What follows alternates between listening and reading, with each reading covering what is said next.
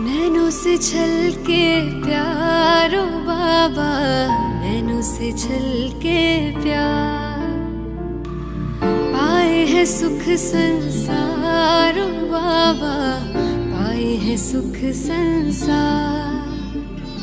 निर्मल निर्मल किरणें आती, भाल पे है सौभाग्य सजाती।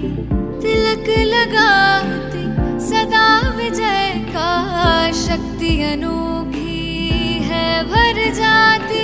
प्यार से रहे निहारो बाबा, प्यार से रहे निहार। नैनों से छलके प्यारो बाबा, नैनों से छलके प्यार।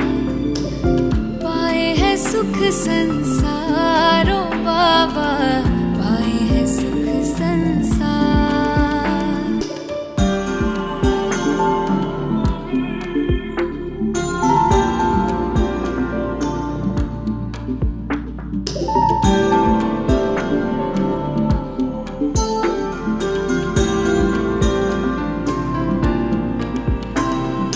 ऐसे पल फिर कब आएंगे, कल्प भर में ना पाएंगे। प्यास बुझा ले युगों युगों की, जन्म सफल हो जाएंगे। कितने किए उपकार ओ बाबा, कितने दिए उपहार। नैनों से छलके प्यारो बाबा, नैनों से छलके प्यार।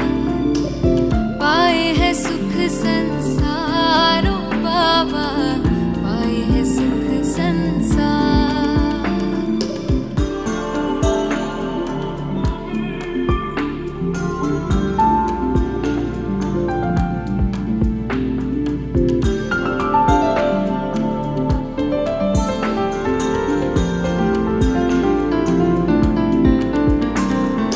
वरदानों से सजा रहे हो, अरमानों को खिला रहे हो। सागर भर भर के थालियां, ज्ञान रतन तुम लुटा रहे हो।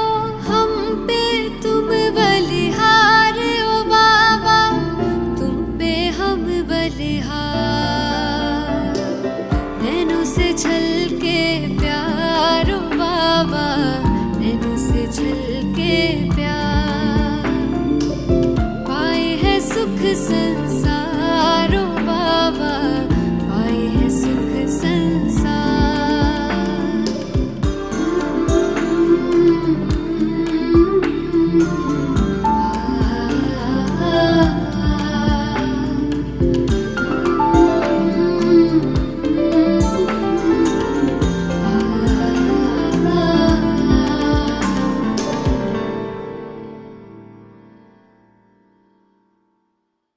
ओम शांति। Good morning.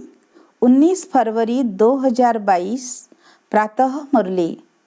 बाप दादा मधुबन। मीठे बाबा बोले, मीठे बच्चे सदा इसी नशे में रहो कि ज्ञान सागर बाप ने ज्ञान देकर हमें सुदर्शन चक्रधारी त्रिकालदर्शी बनाया है।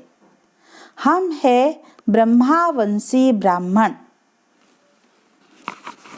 प्रश्न, तुम बच्चे ब्राह्मण बनते ही पदमा पदम भाग्यशाली बन जाते हो, कैसे? उत्तर, ब्राह्मण बनना अर्थात सेकंड में जीवन मुक्ति प्राप्त करना।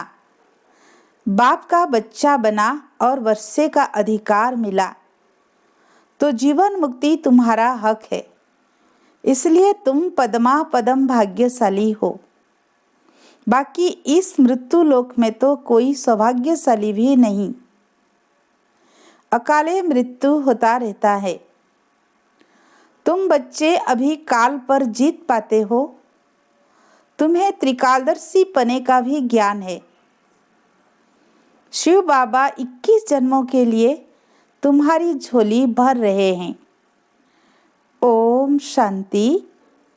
बच्चे समझते हैं कि हम कांटों से फूल बन रहे हैं, अर्थात मनुष्य से देवता बन रहे हैं।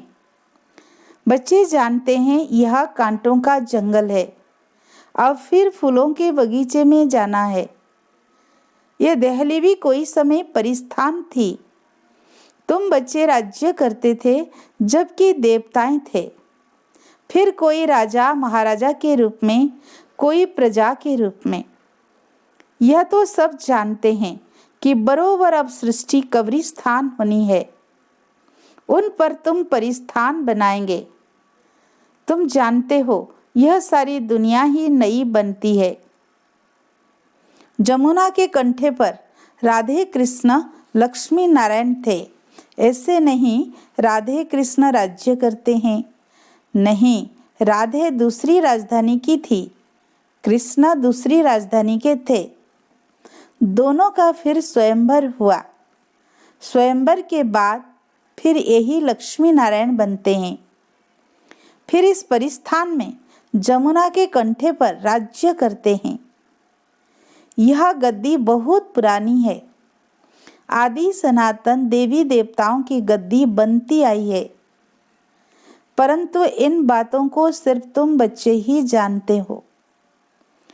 तुम ही अपना परिस्थान बना रहे हो, राजधानी स्थापन कर रहे हो।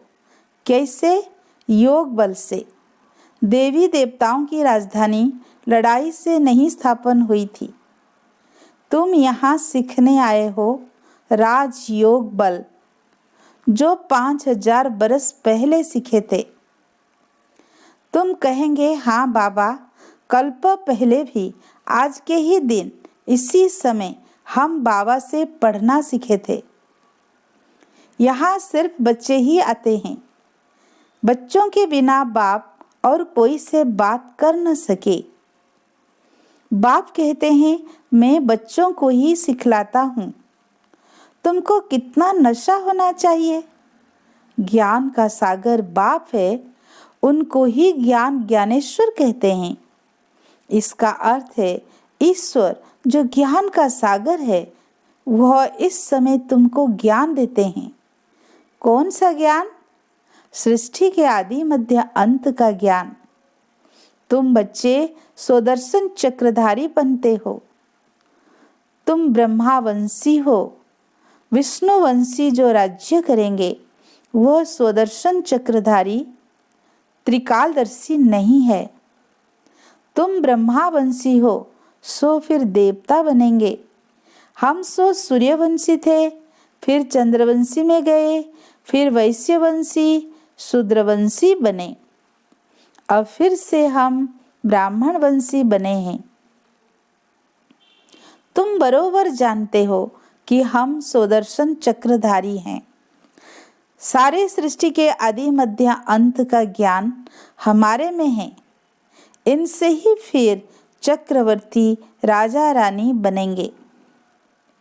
यह नॉलेज सभी धर्म वालों के लिए है। शिव बाबा सबको कहते हैं, इन ब्रह्मा को भी कहते हैं। इनकी आत्मा भी अब सुन रही है। तुम अब ब्राह्मण हो। हर एक मनुष्य मात्र शिव बाबा का बच्चा भी है, तो ब्रह्मा बाबा का बच्चा भी है। ब्रह्मा है ग्रेट ग्रेट ग्रैंडफादर जिस्मानी, और शिव बाबा है सबका रूहानी बाप। शिव बाबा को प्रजापिता नहीं कहेंगे। शिव बाबा आत्माओं का बाप है। बाप कहते हैं, मैं भारतवासियों को राज्य भाग्य देता हूँ, हीरे जैसा सदा सुखी बनाता हूँ, 21 जन्मों के लिए वर्षा देता हूँ। फिर वह जब पूज्य से पुजारी बनते हैं तो मेरी ग्लानि करने लग पड़ते हैं। बाप कहते हैं, कितना ऊंचा मैं तुम्हारा बाप हूँ। मैं ही भारत को हेवन पैराडाइज बनाता हूँ। तुम फिर सर्वव्यापी कह ग्लानि करते हो। 5000 वर्ष पहले भारत स्वर्ग था। कल की बात है। तुम ही राज्य करते थे। सोझरा था, आज अंधियारा है। परंतु समझते हैं यही स्वर्ग है। भारतवासी गाते हैं, नई दुनिया में नया भारत राम राज्य हो। मनुष्य फिर इसको ही नया समझ रहे हैं। यह तो ड्रामा है। इस समय माया का पिछाड़ी का पंप है। अब रावण राज्य मुर्दाबाद और राम राज्य जिंदाबाद होना है। राम राज्य कोई राम सीता के राज्य को नहीं कहा जाता है। सूर्यवंशी राज्य को ही राम राज्य कहा जाता है। तुम आए हो सूर्यवंशी राजा रानी बनने के लिए। यह राजयोग है। यह नॉलेज कोई ब्रह्मा या कृष्ण नहीं पढ़ाते हैं। यह तो परम पिता परमात्मा ही पढ़ाते हैं। पतित पावन वह बाप है, सारे विश्व को हेवन बनाने वाला, सुख शांति देने वाला है। यह भारत पहले सुखधाम था। आते तो सब शांति धाम से हैं। अहम आत्मा पहले शांति धाम में रहने वाली है। आत्मा सो परमात्मा नहीं है। अहम आत्मा सूर्यवंशी थे, फिर क्षत्रिय वैश्य शूद्र बने, अब फिर ब्राह्मण वंश में आए हैं। यह चक्र अर्थात बाजोली का खेल है। पहले पहले हैं चोटी ब्राह्मण, फिर क्षत्रिय, टोटल 84 जन्म भोगने पड़ते हैं। बच्चे, इसमें मूंझने की कोई बात नहीं है। सेकंड में जीवन मुक्ति। बाप का बच्चा बना और वर्षे का लायक हो गया। माँ के गर्भ से निकला और वर्षा लिया। यह भी सेकंड की बात है। जनक को सेकंड में जीवन मुक्ति मिली ना। तुम भी ईश्वर के बने तो जीवन मुक्ति तुम्हारा हक है। तुम अमर लोक के मालिक बनते हो। यह है मृत्यु लोक। तुमसे सौभाग्यशाली और कोई है नहीं। यहाँ तो अकाले मृत्यु हो जाता है। अब तुम काल पर विजय पाते हो। बाप कालों का काल है, तो उस बाप से तुमको कितना वर्षा मिलता है। तुम्हें सभी धर्म को भी जानना चाहिए, इसलिए यह चित्र बनाए हैं। यह पाठशाला है। कौन पढ़ाते हैं? भगवान उवाच, कृष्ण नहीं पढ़ाते। ज्ञान का सागर कृष्ण नहीं है, वह तो परम पिता परमात्मा है। वही तुमको ज्ञान दे रहे हैं। तुम हो ज्ञान गंगाएं। देवताओं में तो यह ज्ञान होता ही नहीं। तुम ब्राह्मणों में ही यह ज्ञान है त्रिकालदर्शी पने का। तुम ही इस समय यह ज्ञान सीखकर वर्षा पाते हो। राजयोग सीख स्वर्ग के राजा रानी बनते हो। तुम जानते हो हम बाबा द्वारा काल पर जीत पाएंगे। वहाँ तुमको साक्षात्कार होगा तो यह पुराना शरीर छोड़ जाकर बच्चा बनेंगे। सर्प का मिसाल, यह सब मिसाल तुम्हारे लिए ही हैं। यही भारत पहले शिवालय था। चैतन्य देवी देवताओं का राज्य था, जिनके मंदिर बनाए हुए हैं। शिव बाबा आकर शिवालय बनाते हैं।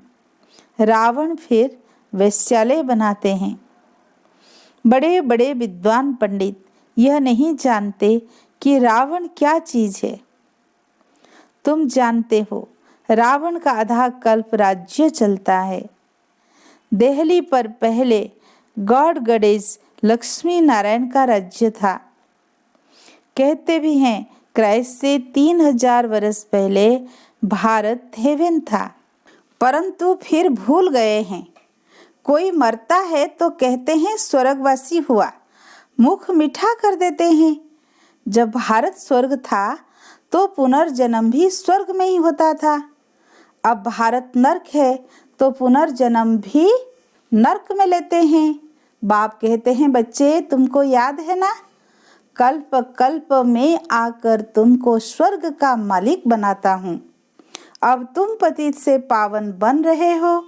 यह काम एक बाप का ही है, बच्चों की बुद्धि में है। ऊंचे से ऊंचा शिव बाबा इस ब्रह्मा द्वारा बैठ सभी वेद शास्त्रों का सार समझाते हैं। भक्ति मार्ग में तो मनुष्य खर्चा करते करते कौड़ी मिसल बन गए हैं।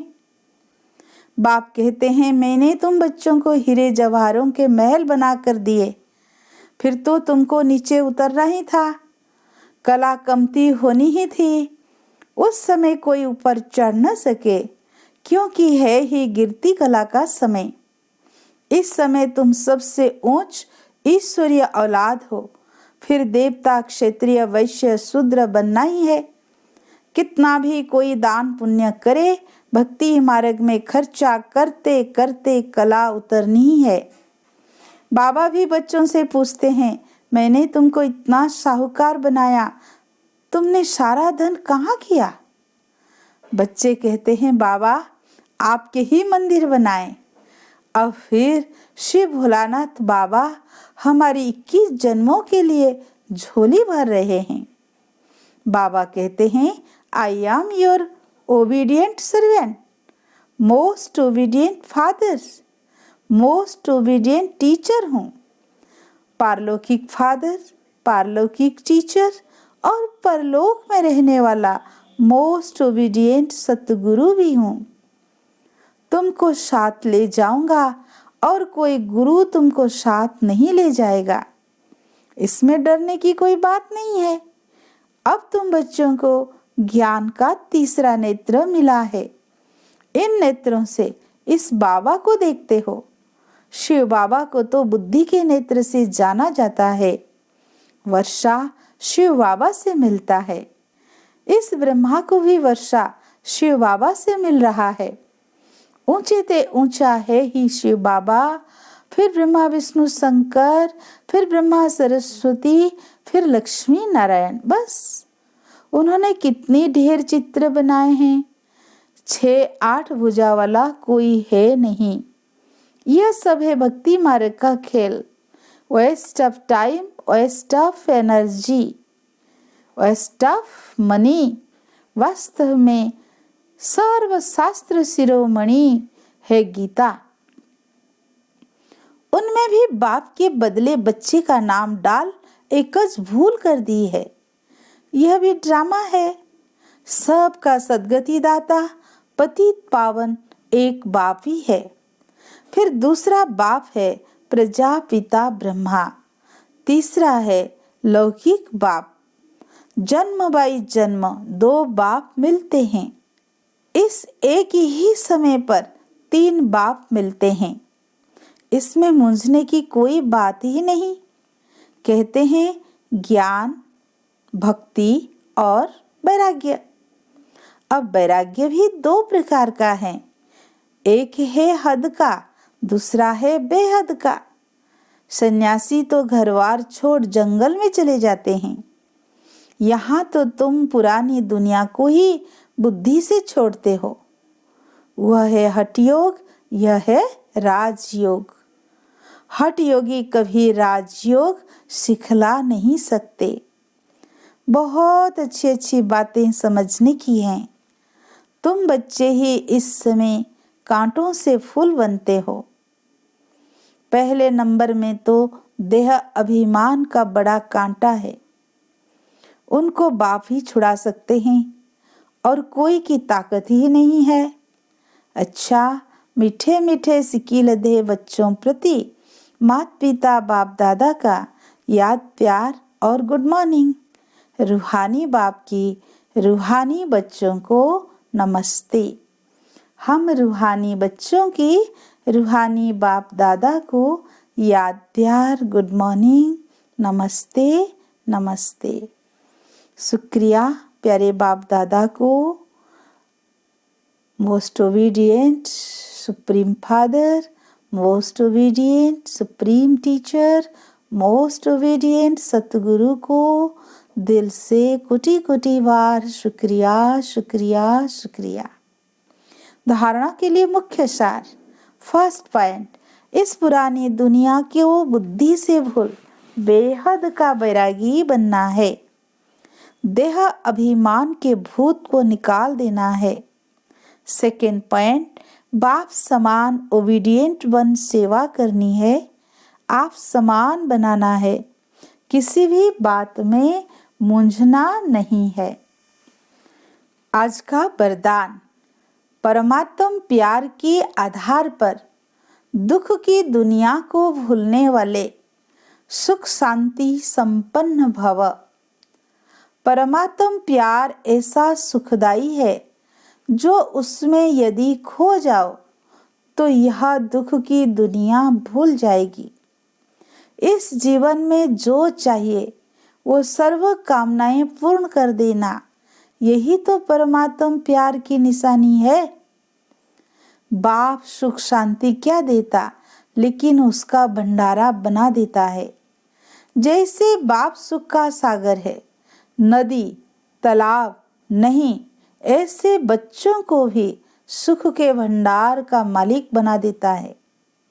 इसलिए मांगने की आवश्यकता नहीं, सिर्फ मिले हुए खजाने को विधि पूर्वक समय प्रति समय कार्य में लगाओ।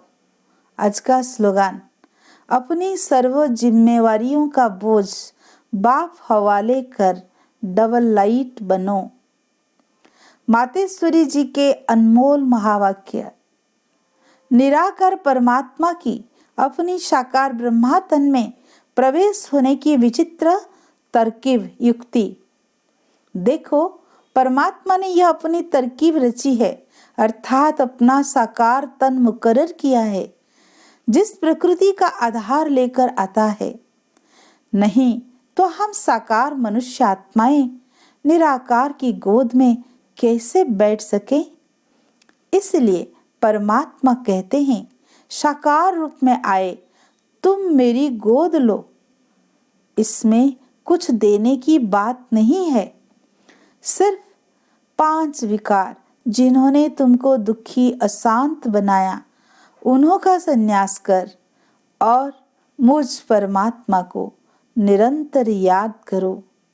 मनसा वाचा कर्मणा, मेरे डायरेक्शन पर चलो तो मैं तेरे पापों को दग्ध करूंगा और परमधाम में ले चलूंगा। यह है परमात्मा की हम आत्माओं से प्रतिज्ञा। अब उनके फरमान को फॉलो करना है।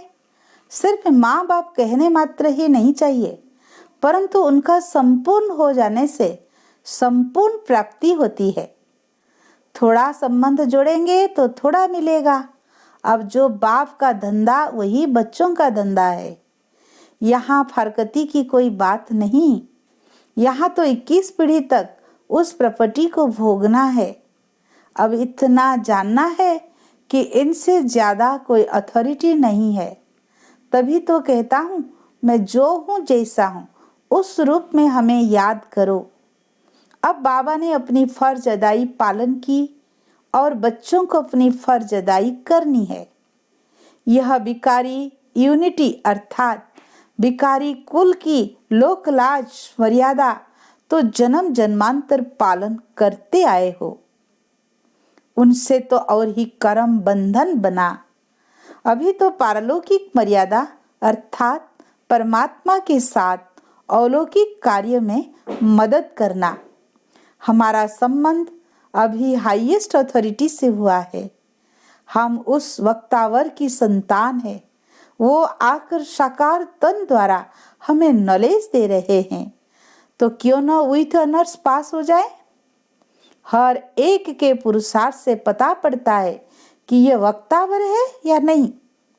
अगर कोई परमात्मा की गोद लेकर दांव लगाए कि हम उनके बच्चे वारिस हैं, फिर जाए फारकती दे दे, तो ऐसे बच्चे को भस्मासुर कहेंगे ना। चढ़े तो ऊंच पद, गिरे तो भस्मासुर हो पड़ते हैं। अब यह याद रखना, किसके साथ हमारा संबंध है। जिस संबंध में आने के लिए खुद देवताएं भी इच्छा करते हैं। अच्छा, ओम शांति।